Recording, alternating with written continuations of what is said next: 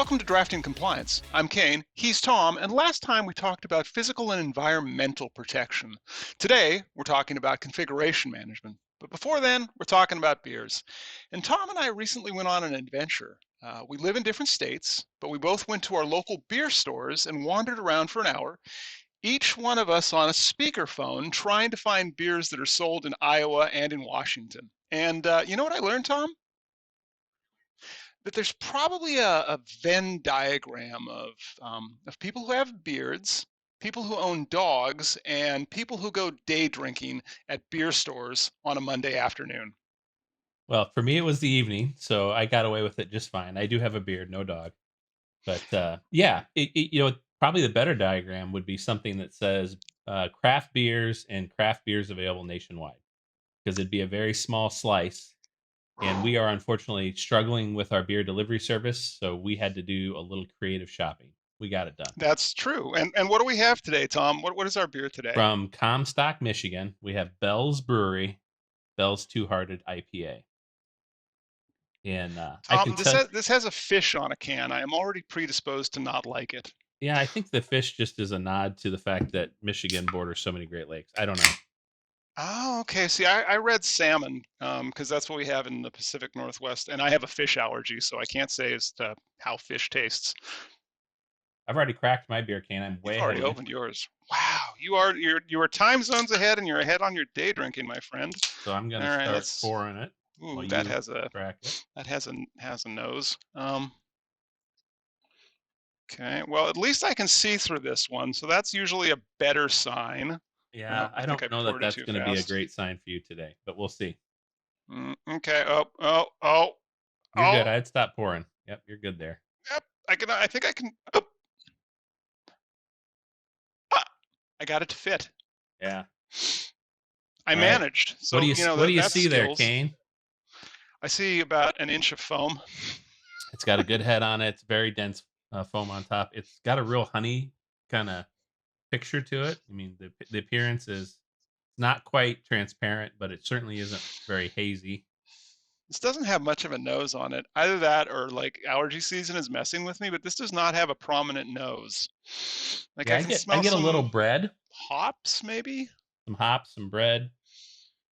I'm not Yeah, but smelling you the. don't. The one thing you don't get, which you get with a lot of newer IPAs, is you don't get any of the citrus smells, and No, no, this has got none of that that going. should I mean, this indicate is. something to you because this is not a New England style IPA, which is kind of You said strong this looking is for you. from Michigan, This is from Michigan, America. It says it's an American IPA on the can. All American right, IPA, which should be pretty hoppy. If we go ahead and taste it, which I'm going to do now. all right. Let's have a go.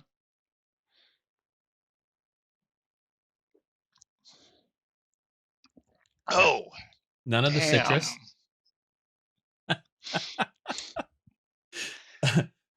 I don't know why. I know that's the face you're gonna make. I know that's the reaction, I but I mean, I'm enjoy it waiting for every me single not to time. have that reaction, honestly. I'm waiting. I keep feeling like, do you remember the old Peanuts cartoon with Lucy and Charlie Brown and the football? Yeah, I'm I keep kind of pulling the doing that football, don't motion I? right now. Yeah, so this just tastes like it tastes like beer. It's insanely generic tasting. Like I'm not getting. Let me have another sip and see if there's any other flavor profile here.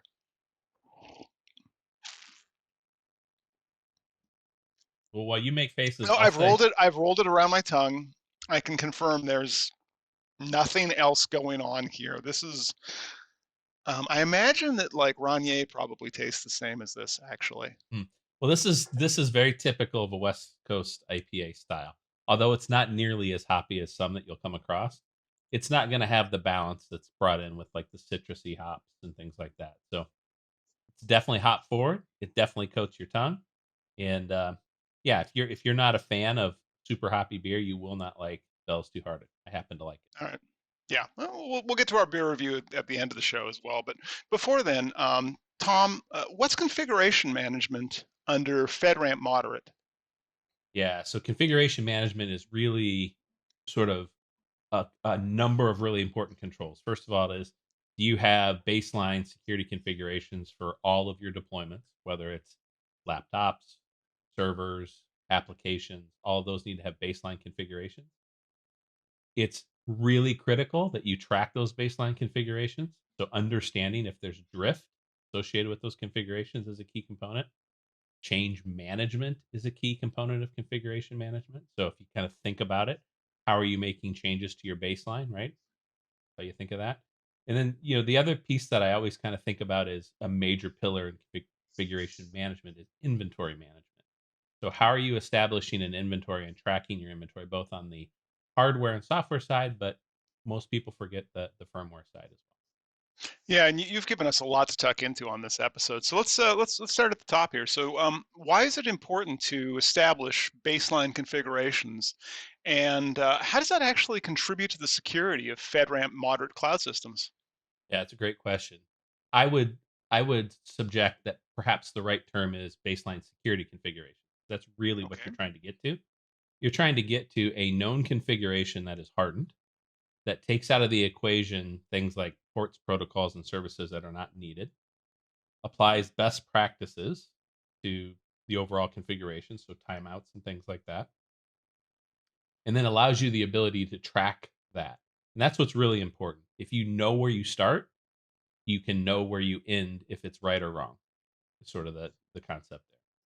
So you have to Okay. put into practice something to track that. Yeah, absolutely. And these are baseline security configurations. I think that's a good clarification. I want to tuck into another bit you talked about there. And multiple cybersecurity frameworks have inventory management in there. So let's talk about what's a recommended approach for a cloud service provider to maintain an inventory of all their hardware and software components. Yeah, inventory management is the bane of lots of IT organizations. Very difficult to do. It's even more difficult to do it well. I can tell you that what you do for a solution is often determined by the size and the budget in which you have. So Hmm. I've seen solutions from spreadsheets, which are can be very effective in a small organization, but do not scale worth a darn with larger organizations. Then I see Hmm. full blown ITSM solutions that have inventory management in it. Those usually get built out in a way that track too many variables, so they don't get filled out at all. What you want to do is you want to have a solution that tracks the elements that are required, but doesn't commit you to a bunch of variables that you can't track very well. So that's always the piece that you trade off on. Of course, FedRAMP is gonna require you to track a number of things. Yeah, Things like and one of the reasons I brought up inventory management, I was on a call earlier today on vulnerability management. And realistically, you can't have vulnerability tracking without having an inventory. I think CISCSC has that. I think NIST has that. It's in a lot of frameworks. So tell me a little bit how the configuration management control domain addresses vulnerability management for cloud systems.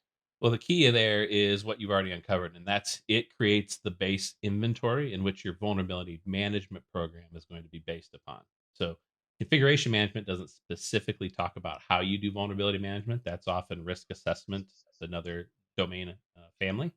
But Okay. certainly, this is the foundation in which you build a lot of pieces out in other control families, vulnerability management being a piece. Okay, but if if you're making changes to a system, you potentially are introducing risk in that system. Correct. So when we're implementing system changes, how can an organization ensure that they're not inadvertently reducing their security or creating vulnerabilities? Yeah, you have to build your risk assessment process into your change process. So you have to have a change control process. You have to document your change control. You have to keep a log of it. All of those things are pretty Hmm. standard. Hmm. But you want to make sure that you have integrated your risk assessment process into your deployment and into your change process. So, for instance, if you're doing a CI/CD process where you're doing continuous deployments and it's a pretty rapid methodology, you want to make sure that that risk assessment process is very early on in the build and very late in the deployments. You want to make sure that it assesses the risk early on and verifies the risk as it deploys. Now, if I want to yell bingo, I could say you mean shift left, which is, I think, what we're all supposed to be saying at this point, according to the nice people in marketing. But that's where that comes down to, though, is moving the risk analysis earlier in the development cycle, as opposed to historically what we've done in cybersecurity, where it's kind of an afterthought. Correct. Yeah. I mean, if you're in a development house that doesn't take continuous security seriously, you're setting yourself up for risk. That's very true.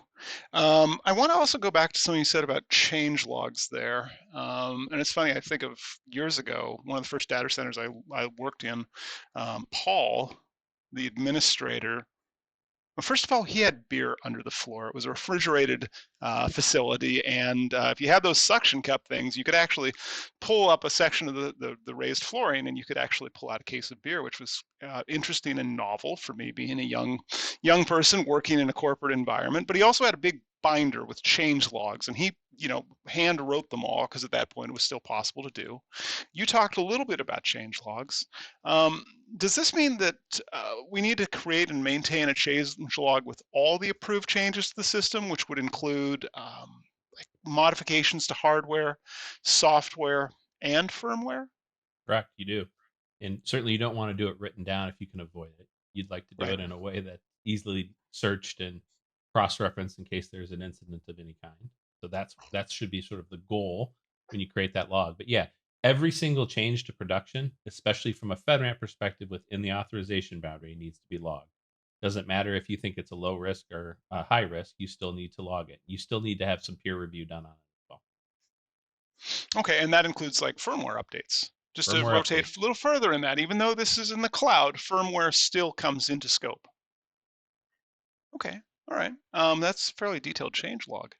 I suppose the other question I've got is this isn't a one and done process. This is done on a continuous state. So, how do organizations periodically assess the effectiveness of their configuration management process and in maintaining their security of the cloud systems? Yeah, if you're doing it well, you don't have to worry about doing it periodically. You can do it continuously. So Hmm. you should know if there's drift from your approved configuration, meaning you should be able to test against a baseline configuration and where you sit at any given point. If you're doing it well, you're going to test it in a regular interval, maybe daily, maybe, I know some organizations, I think of highly regulated industries like energy, that they're testing against their baseline configurations every hour. So that's a high degree of confidence, though, that the systems are being maintained securely and that all of the changes are not impacting the security of those systems or alternatively introducing the risk of vulnerabilities or other exposure. Yeah, that's correct. I mean, you talk about vulnerability exposure. It is an absolute requirement before you push significant change into your environment that you do a vulnerability assessment against that, and that might be scanning it with a vulnerability management tool in your development environment. You need to know before you put that outwardly facing that you have a firm understanding of what that change is going to present in terms of risk. Got it. Got it. All right. Well, I think we've thoroughly covered this topic for the day. The only other topic we have to cover down on is the beers. How much of you have of yours have you finished? Well, I not much because I've been talking so much, Kane. I See, now promise you're you, kind of like me on this one. I will finish the entire thing, but Are you going to finish it right now on camera? no, I'm not gonna skull it. I'm past my days of that. But yeah, this is a All good right. Well, beer. let's review these. Yeah, go ahead. You I'm think gonna it? let you Okay. go first, Kane, You're going to because let me go first. All right. So I'm always I've interested. barely touched mine. What I found really interesting about let me take one more sip because I remember we did one where the Brewing? flavor profile changed after it had sat out for a minute or two. I'm not sure if aeration is a thing that happens It with is beer. absolutely a thing. Okay, now I'm actually getting something sweet on the nose. I will say that. Nope, still just beer. Um, it's a sharp note to it now. Actually, I think this is possibly appreciated at high speed, or at least a higher speed than I'm giving it to. So I'm going to give this I'm somewhere between a 2 and a 3 because it's not as offensive as some of the things that we've tried. So I'm going to give it a 3 with the caveat that one of these probably every 2 to 4 minutes, and then call the doctor the next day. All right. Well, I'm a professed liker of the IPA style, both West Coast and New England, although I prefer New England much more. So I like this beer. I think of summer days when I drink a beer like this. Um, I would probably give this, it's not something I buy all the time, but it has a lot of bang for the buck. So I'd probably give it a 7, and I would encourage people who like the IPA style to give Bell's a try. Fantastic. And that's all for today. So please like and subscribe for more of our conversations about FedRAMP and beer. Tom, great seeing you. Good seeing you, Kane. Thanks.